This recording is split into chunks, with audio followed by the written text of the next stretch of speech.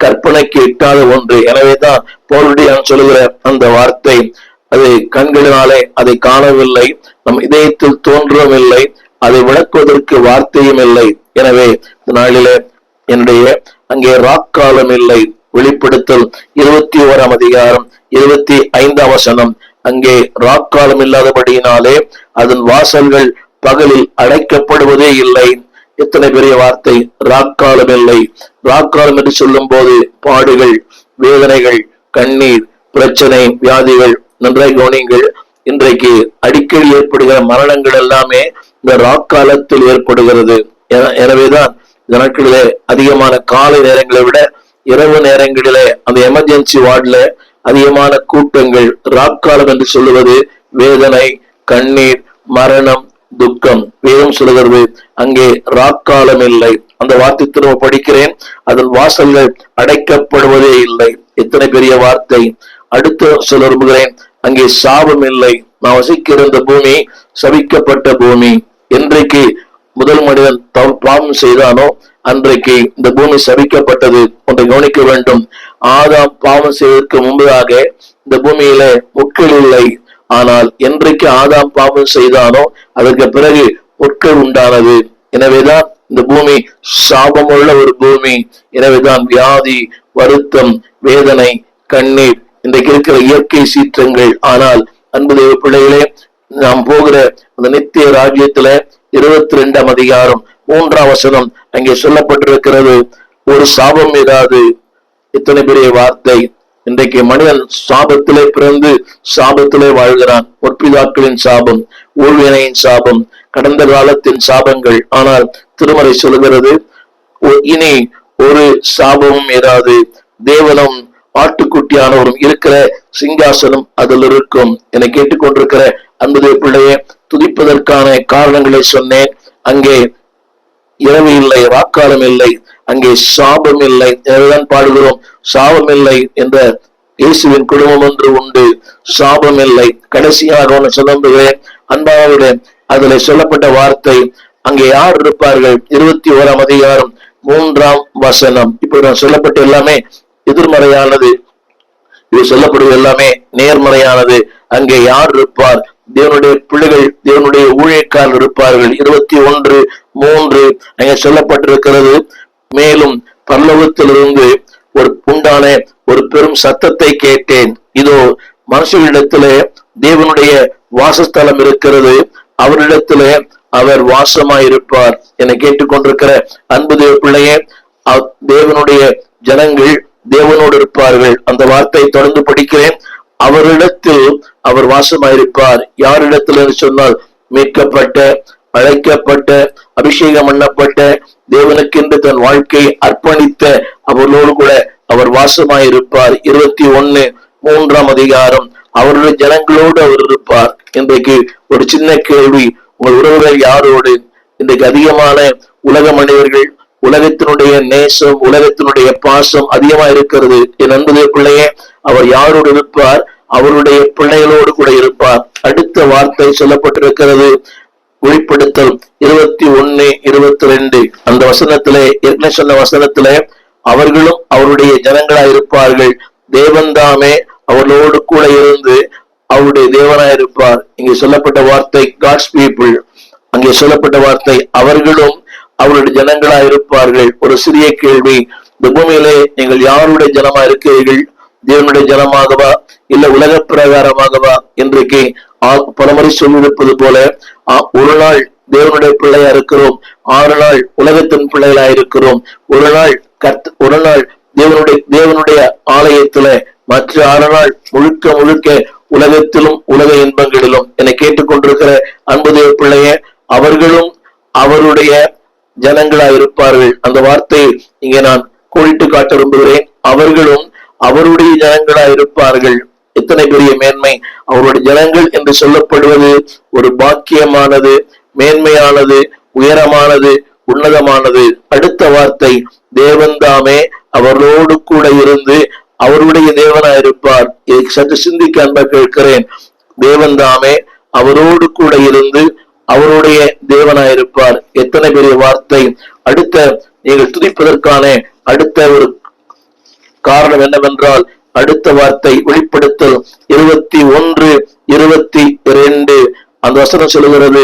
வெளிப்படுத்தல் 21:22-22:4 இந்த வசனம் சொல்லுகிறது, அவருடைய ஊழியக்காரர்கள் அவரை சேவித்து அவருடைய சமூகத்தை தரிசிப்பார்கள், அவருடைய நாமம் அவருடைய நெற்றியிலே இருக்கும். இங்க நான் சொல்ல விரும்புகிற வார்த்தை என்னவென்றால், அன்புடைய பிள்ளையே, தேவன் அவரோடு கூட இருக்கிறார், ஆட்டுக்குட்டியானவர் அவரோடு கூட இருக்கிறார். அந்த வார்த்தை படிக்கிறேன், அவரை சேவித்து அவர் சமூகத்தை தரிசிப்பார்கள். எத்தனை பெரிய வார்த்தை!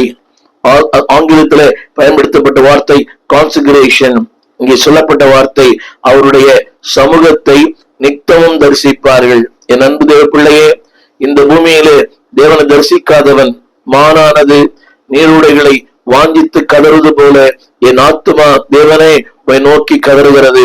அப்படிப்பட்ட தாகம் உள்ளவர்கள், அர்ப்பணம் உள்ளவர்கள், ஆசை உள்ளவர்கள் மட்டுமே அவரை தரிசிக்க முடியும். அந்த வார்த்தையை திரும்ப படிக்கிறேன், அவரை சேவித்து அவர் சமூகத்தை தரிசிப்பார்கள். இங்கே சேவித்து என்ற வார்த்தைக்கு இரண்டு வித்தியாசமான அர்த்தங்கள் உண்டு. ஒன்று ஆராதிப்பது, இன்னொன்று ஊழியம் செய்வது. என கேட்டுக்கொண்டிருக்கிற அன்பு தேவ பிள்ளையே, உன் வாழ்க்கை எப்படி, உன் ஆராதனை எப்படி? ஆண்டவருக்கு என்று இந்த பூமியிலே ஏதாவது ஊழியத்தை செய்கிறாயா?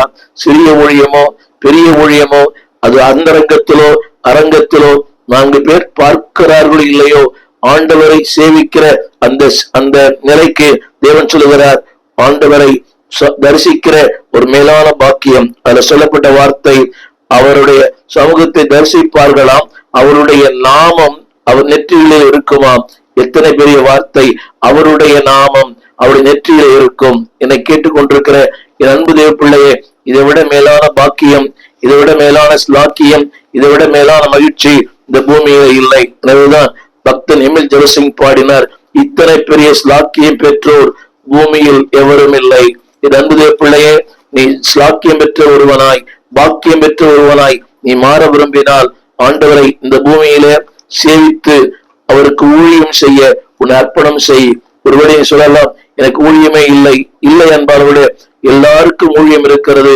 ஆங்கிலத்தில் ஒரு வார்த்தை இருக்கிறது, God wants nobody to be nobody, he wants everybody to be somebody.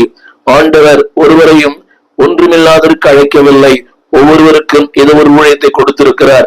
1 கொரிந்தியர் 12ஆம் அதிகாரத்தில் வாசித்து பாருங்கள். ஒவ்வொருவருக்கும் ஒரு ஊழியம் உண்டு. கனமுள்ள பாத்திரங்கள், கனவீனமான பாத்திரங்கள், எஜமானுடைய உபயோகத்துக்கு ஏற்ற பாத்திரங்கள். ஒரு பெரிய வீட்டில அநேக பாத்திரங்கள் உண்டு. நீங்கள் கனமுள்ள ஒரு பாத்திரமாய் மாற உங்களை அர்ப்பணியுங்கள். அடுத்த வார்த்தை சொல்லுகிறேன், அதனுடைய பட்டணத்தினுடைய அமைப்பை குறித்து வெளிப்படுத்தல் 21:11 இப்படி சொல்கிறது, அங்கே அதன் பிரகாசம் விளைவுந்த ரத்தன கல்லை போலவும் அதன் பளிங்கு ஒளிவுள்ள வச்சிர கல்லை போலும் இருந்தது. என கேட்டுக்கொண்டிருக்கிற அன்புடைய பிள்ளையே, அவருடைய அங்க இருக்கிற சுவர்கள் எப்படிப்பட்டது சொன்னால், விளைவுந்த ரத்தன கற்கள், அடுத்து அங்கே வச்சிர கற்கள். சுவரே அப்படி இருக்குமா? இது கற்பனை கேட்காதது. உலக மனிதர்கள் இதை கேட்கும் போது ஏதோ கரை சொல்லுகிறோம் என்று சொல்லுகிறார்கள். சக்தி வேதம் சொல்கிறது, அதாவது அதனுடைய சுவர்கள் வேதம் சொல்கிறது பெரிதும் உயரமானது. கிழக்கே 3 வாசல்கள், வடக்கே 3 வாசல்கள், மேற்கே 3 வாசல்கள், ஆக 12 வாசல்கள். அதனுடைய சுவரே மிகவும், அதாவது அதன் பிரகாசம் மிகவும் விலையுயர்ந்த ரத்தனை கல்லை போலவும் பளிங்கு ஒளி உள்ள கல்லை பச்சரக்கல்லை போலும் இருந்தது சுவர். அடுத்து அதனுடைய வாசலை குறித்து சொல்லப்பட்டிருக்கிறது 21:21. அதனுடைய வாசல்கள், ஒவ்வொரு வாசல்களிலேயும் 12 வாசல்கள் இருக்கிறதாம். அடுத்து சொல்ல விரும்புகிறேன், அங்கே பயன்படுத்தப்படுகிற பொருட்கள் என்னவென்றால் எல்லாமே கோல்டன் ஸ்டீல். கவனிங்க, இங்க நம்ம எல்லாமே இரும்பை பயன்படுத்துகிறோம், அங்கே எல்லாமே பொன். வாசிக்கிறேன் கேளுங்கள், அங்கே பயன்படுத்தப்பட்ட வார்த்தை 21:21. அங்க அத்தனையும் முத்துக்கள், அத்தனையும் பளிங்கு போல சுத்த பொன். திரும்ப சொல்லுகிறேன், the building was built with gold. திரும்ப படிக்கிறேன், எல்லாம் முத்துக்கள், எல்லாம் சுத்த பொன்னாய் இருந்தது. என கேட்டுக்கொண்டிருக்கிற அன்புடைய பிள்ளையே, they never use the steel. அங்கு பயன்படுத்தப்பட்ட எல்லாமே வெள்ளியும் பொன்னும். எத்தனை பெரிய மேன்மை! அடுத்து சொல்ல விரும்புகிறேன், அங்கே யார் இருப்பார்கள்? வெளிப்படுத்தல் 21:24. யாருக்கு அங்கே அனுமதி? யார் அங்கே இருப்பான்னு சொன்னால், ரட்சிக்கப்பட்ட ஜனங்கள் அவர் வெளிச்சத்திலே நடப்பார்கள். பூமியின் ராஜாக்கள் தங்கள் மகிமையும் கனத்தையும் அதற்குள்ளே கொண்டு வருவார்கள். என கேட்டுக்கொண்டிருக்கிற அன்புடைய பிள்ளையே, அதுல யாருக்கு அனுமதி என்று சொன்னால், ரட்சிக்கப்பட்ட மீட்கப்பட்ட தேவனுக்கு என்று தன் அர்ப்பணித்த அவர்களுக்கு மட்டுமே அங்கே அனுமதி. நாளில மாத்திரமல்ல, வெளிப்படுத்தல் 21:23 சொல்லுகிறது, அங்கே மகிமை உண்டு. நான் வாசிக்கிறேன், கேளுங்கள். கனமும் மகிமையும் தேசத்தில் எப்போதும் இருக்கும். அது மகிமையான தேசம். அது ஒரு கனம் என்று சொல்லும் போது ஆனரபிள், கனம் பண்ணப்படுகிற, மதிக்கப்படுகிற ஒரு தேசம்.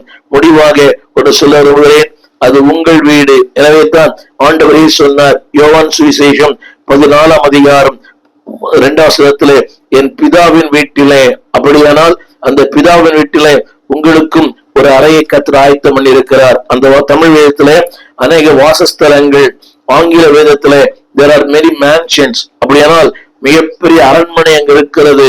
என்னை கேட்டுக்கொண்டிருக்கிற அன்பு தேவ பிள்ளையே, ஒருவேளை இந்த பூமியில ஒரு குடிசையில் இருக்கலாம், ஒரு ஓட்டு வீட்டில் இருக்கலாம். நீ எப்படி இருந்தாலும் நீ போகிற அந்த இடம், ஆண்டவர் சொன்ன வார்த்தை, உங்களுக்காக ஒரு ஸ்தலத்தை ஆயத்தம் பண்ணியிருக்கிறேன். அநேக வாசஸ்தலங்கள் உண்டு. நான் இங்கே பயன்படுத்தப்பட்ட வார்த்தை that is your home. எனவேதான் தேவன் சொன்னார், உங்கள் இருதயம் கலங்காதிருப்பதாக தேவனிடத்தில் விசுவாசமாயிருங்கள். முடிவாக ஒன்றை சொல்லி முடிக்க விரும்புகிறேன்.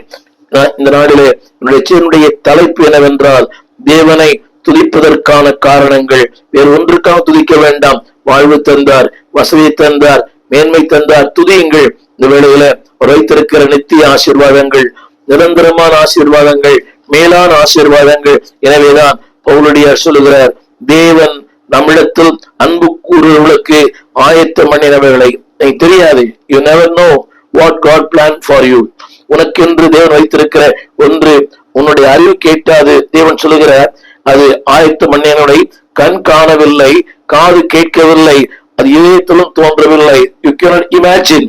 கற்பனை கேட்டாத ஒன்றை தேவன் உங்களுக்காக எனக்காக ஆயத்தம் பண்ணுகிறார். எனவே என் அன்பு தேவ பிள்ளையே, இந்த நாளிலே இந்த செய்தியை நீ கேட்பதற்கு முன்பாக முடிந்தால் 145 சங்கீதத்தை 1 முதல் 21 வசனங்களை வாசிக்க அன்பை கேட்கிறேன்.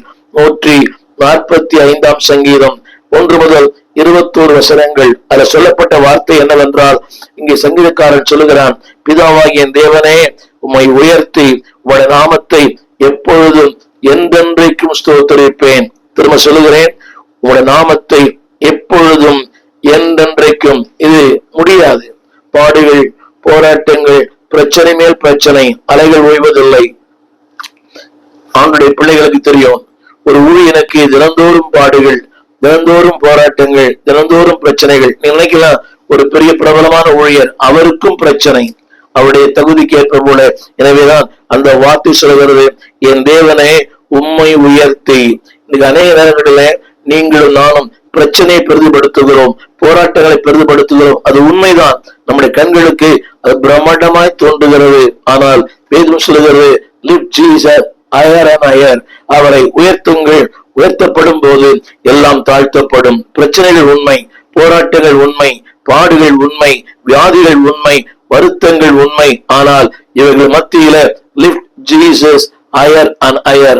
அவரை இன்னும் உயர்த்தி, இன்னும் அவரை உயர்த்தும் போது பக்தன் சொல்கிறான், உடைய நாமத்தை எப்பொழுதும் என்றென்றைக்கும். அங்கே சொல்லப்பட்ட வார்த்தை காலங்கள், இரண்டாவது சூழ்நிலைகள் மிக கடினம். சூழ்நிலைகள் ஒரே மாதிரி இருப்பதில்லை, ஒரு நாள் மாறிக்கொண்டு வருகிறது. நேற்று போல் இன்று இல்லை, இன்று போல் நாளை இருப்பதில்லை. நாம் we cannot judge the day. ஆனால் வேதம் சொல்கிறது எப்பொழுதும். அன்பானவர்களே, எந்த சூழ்நிலையிலும் அது கடினம்தான், ஆனால் தேவன் அதற்கு கிருபை தருவார். எனவேதான் எக்காலத்திலும் என் நேரமும் ஸ்தோத்திரிப்பேன். இங்கே சொல்லப்பட்ட வார்த்தை எப்பொழுதும் என்றென்றைக்கும். அது கடினமான ஒன்றுதான். அது கடந்து போன மக்களுக்கு தான் தெரியும். நாம் அதாவது நினைப்பது ஒன்று, நடப்பது ஒன்று. நாம் எதிர்பார்க்காத பல சம்பவங்கள் வாழ்க்கையில் நடக்கிறது. அநேக சொல்கிறார்கள், I never thought about it. நினைத்தே நான் பார்க்கவில்லை, இது என் வாழ்க்கையில வரும். இந்த வியாதி எனக்கு வரும். வியாதி எப்பொழுது வரும், எப்படி வரும், யாருக்கு வரும், எந்த வயசுல வரும் ஒண்ணுமே தெரியல. ஆனால் என்னை கேட்டுக்கொண்டிருக்கிற அன்பு பிள்ளையே, தேவனை உயர்த்துங்கள். திரும்ப திரும்ப அந்த வார்த்தையை வலியுறுத்த விரும்புகிறேன். Lift Jesus higher and higher. அவரை உயர்த்துங்கள். உயர்த்தும் போது உன் இதயத்துல நன்றி உள்ள ஒரு வார்த்தைகள் வரும். எனவேதான் பக்தன் சொல்லுகிறான், எப்பொழுதும் என்றென்றைக்கும் அவரை ஸ்தோத்திரியுங்கள். முடிவாக அந்த 21 வசனம், முதல் வசனத்தை சொன்னேன், எல்லாம் சொல்ல நேரம் இல்லை. முடிந்தால் 145 சங்கீதத்தை ஒருவேளை உங்கள் குடும்ப ஜபத்துல, இந்த இரவு ஜபத்துல வாசிக்க அன்பாய் கேட்கிறேன். 21 வசனத்தை சொல்லி நான் முடிக்கிறேன். அங்கே சொல்லுகிறான், என் வாய் கர்த்தரின் துதியை சொல்லுவதாக. அடுத்து, மாமிச தேகமுள்ள யாவும் அவருடைய பரிசுத்த நாமத்தை எப்பொழுதும் என்றென்றைக்கும் ஸ்தோத்திரிக்கப்பட கடவுது. திரும்ப சொல்லுகிறேன், உங்களுடைய வாய் கர்த்தரின் துதியை சொல்வதாக. அடிக்கடி பிரச்சனை சொல்லுகிறோம், புலம்பலை சொல்லுகிறோம், போராட்டங்களை சொல்லுகிறோம். அது உண்மைதான், தவறல்ல. ஆனால் அதோட மேலான ஒன்று, அவருடைய நாமத்தை எப்பொழுதும் என்றென்றைக்கும் ஸ்தோத்திரிக்க கடவுள். திரும்ப சொல்லுகிறேன், வேதம் சாத்தியமில்லாத ஒன்றை நமக்கு சொல்லுவதில்லை.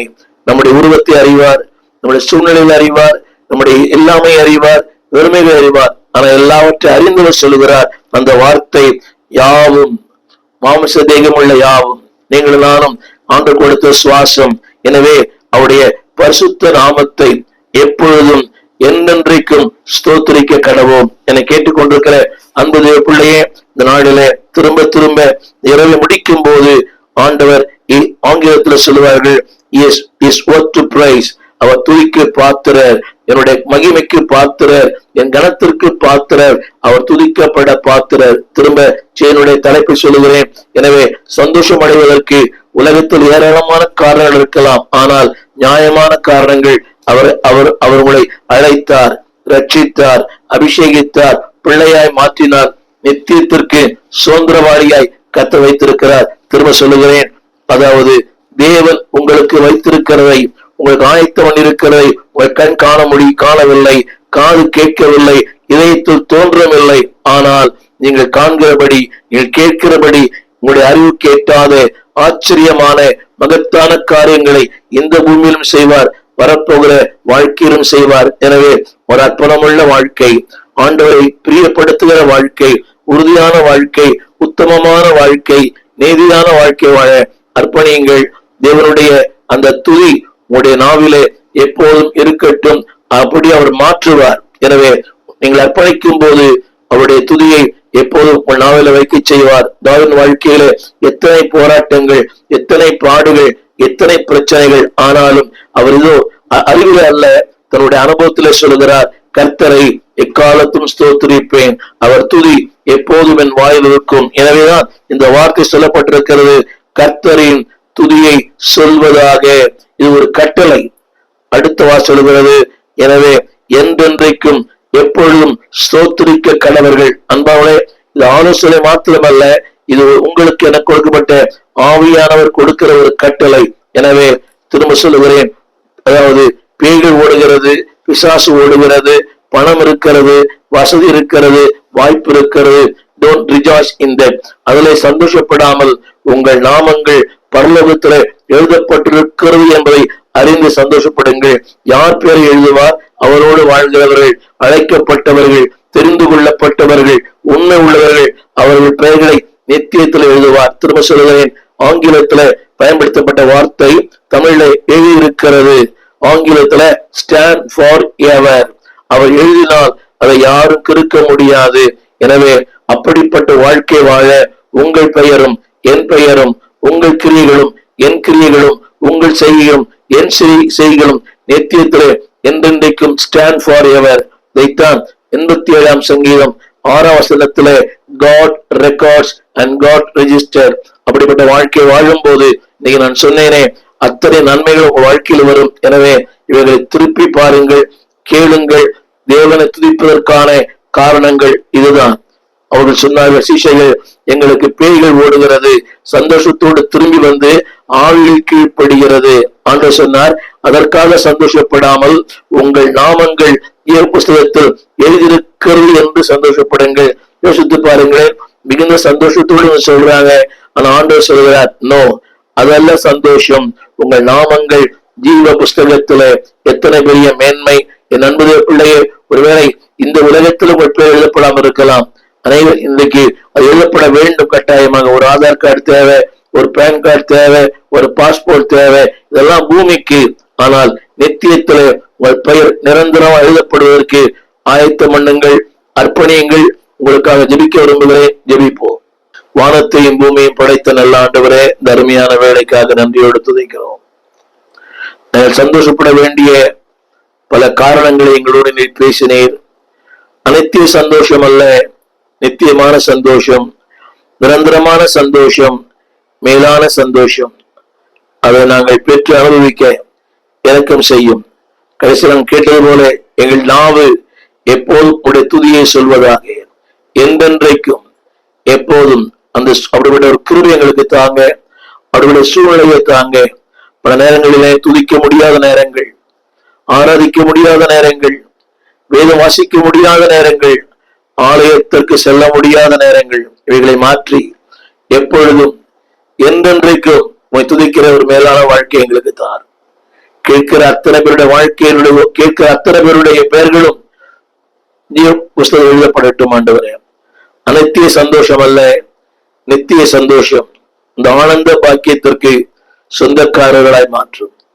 ஆசீர்வதியும் ஆண்டவர் இயேசுவின் நாமத்தில் வேண்டிக் கொள்கிறோம் நல்ல பிதாவே, ஆமென். அன்பான தேவ பிள்ளைகளே, இந்த செய்தியை கேளுங்கள்.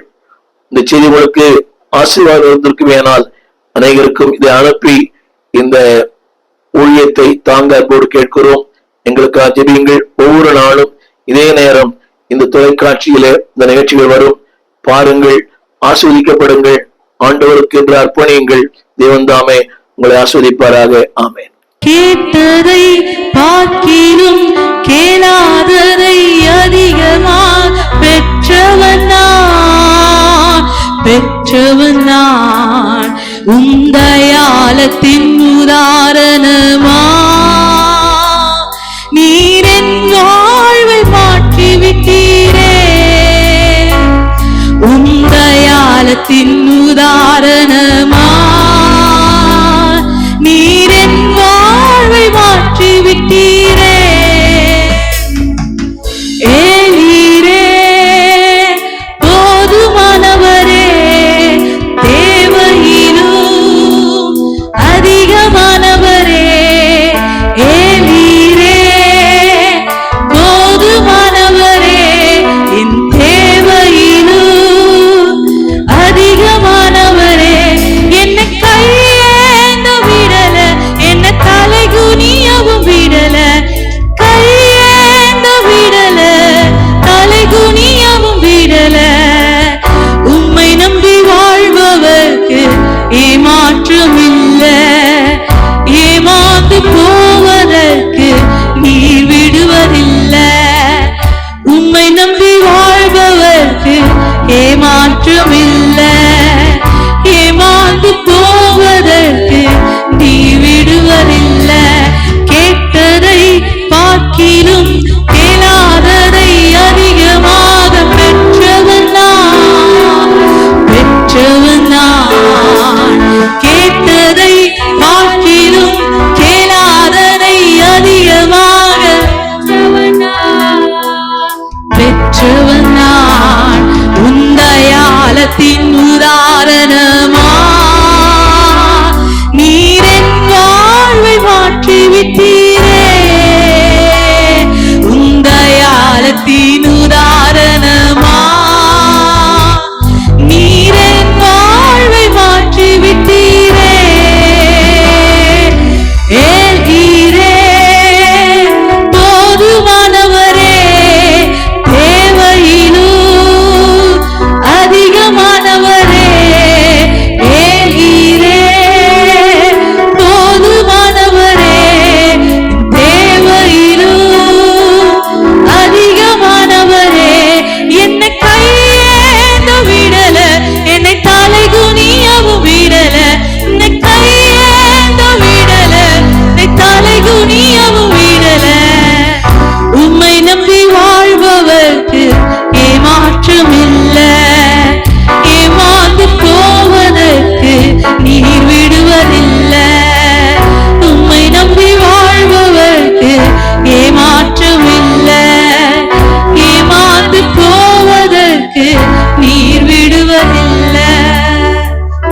நம்மளோட வாழ்க்கையில உண்மையா இருக்கு.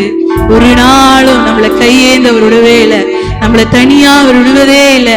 ஒவ்வொரு நாளும் நம்ம பக்கத்துல நின்று நம்மளை கைகளை பிடித்து கொண்டு நம்மளோடு கூட பயணிக்கிற ஒரு நல்ல தகப்பன் நம்மளுக்கு உண்டு. ஹல்லேலூயா. போதுமானவரும் அதிகமானவர். உங்க வாழ்க்கையில அது உண்மையா இருக்கான்னு தெரியல, எங்களுடைய வாழ்க்கையில அது உண்மை. போதுமானவரும் அதிகமானவராய் ஒவ்வொரு நாளும் எங்க வாயின் சொல் பிறவா முன்னே எங்க தேவைகளை சந்திக்கிறவர். நிச்சயமாய் சொல்லுகிறேன், உங்களுடைய தேவைகளையும் சந்திக்க வல்லவராக இருக்கிறார். அன்று ஆபிரகாம் அந்த மோரியா மலைக்கு ஏறும் போது அவனுக்கு தெரியாது அங்க ஒரு ஆட்டுக்குட்டி இருக்க போது அவனுக்கு தெரியாது. ஆனா தேவன் அங்க ஏற்கனவே ஆயத்த பண்ணார். ஏன்னா அவருடைய நாமம் ஏகோவா ஈரே, எல்லாவற்றையும் பார்த்து கொள்ளுகிறவரே. அவர் எல்லாவற்றையும் அந்த நாள்ல பார்த்து கொண்டது போல இன்றைக்கு உங்களுடைய வாழ்க்கையில நீங்க எதை குறித்து பயப்படுகிறீங்களோ, எதை கொஞ்சம் கலக்கமா இருக்கீங்களோ, கர்த்தருடைய சமூகத்துல கொடுக்கும் போது எல்லையோ ஈரே எல்லாவற்றையும் பார்த்து கொள்வார். ஒரு நாளும் உங்களை கையேந்த விடுவதில்லை. நீதிமானின் சந்ததி அப்பத்துக்காகவும் ஒரு நாள் அலைந்து திரிவதே இல்லை.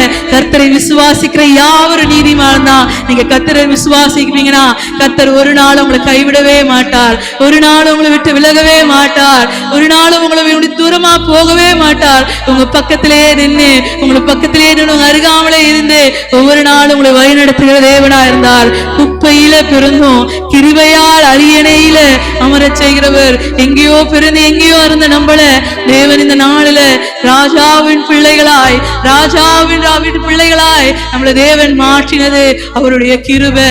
ஹல்லேலூயா. அவருடைய கிருபை. அந்த வரிகளை நம்ம பாடுவோமா? குப்பையில் பிறந்து கிருபையால் அரியணையில் அமர்ந்தவன் நான், அமர்ந்தவன் நான்.